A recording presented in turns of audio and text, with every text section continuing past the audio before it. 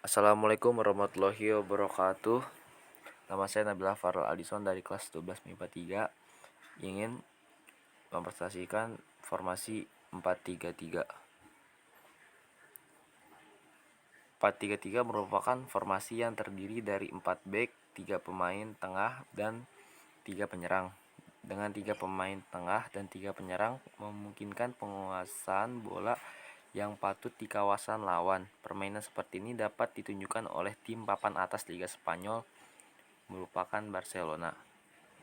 Formasi 4-3-3 merupakan formasi penguasaan bola yang baik di daerah lawan. Formasi pertahanan 4-3-3.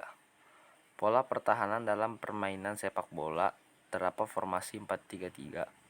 Formasi pola pertahanan sepak bola ini menggunakan 4 pemain back, 3 pemain gelandang, dan 3 pemain penyerang.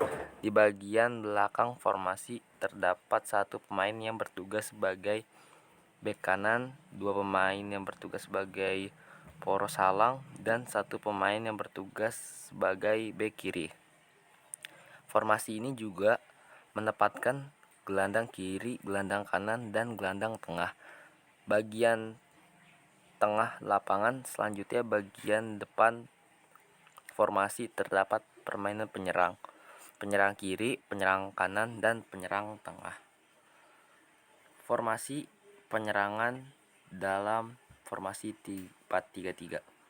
Formasi penyerangan dalam sepak bola memiliki peran penting dalam menentukan kemenangan. Bisa dipastikan semua kesebelasan pasti punya formasi serta di strategi fleksibel untuk berhadapan dengan musuh yang spesifik.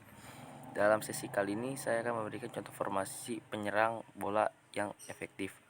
Formasi 4-3-3 oleh para klub sepak bola karena didefinisinya dalam bertahan maupun menyerang. Formasi pola penyerangan sepak bola bola ini terdiri dari 4 pemain back, 3 pemain gelandang, dan 3 pemain penyerang.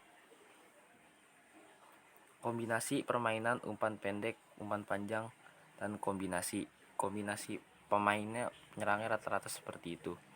Ini formasi 4-3-3. Kekuatan formasi 4-3-3 itu ada 3.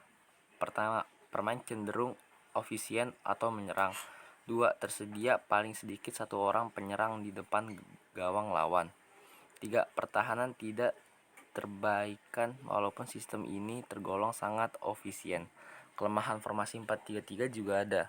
1. Pemain sayap hanya bisa efektif apabila bek sayap mampu dan rajin membantu penyerangan. 2. Pemain tengah cenderung kewalahan karena harus menjaga lebih banyak pemain.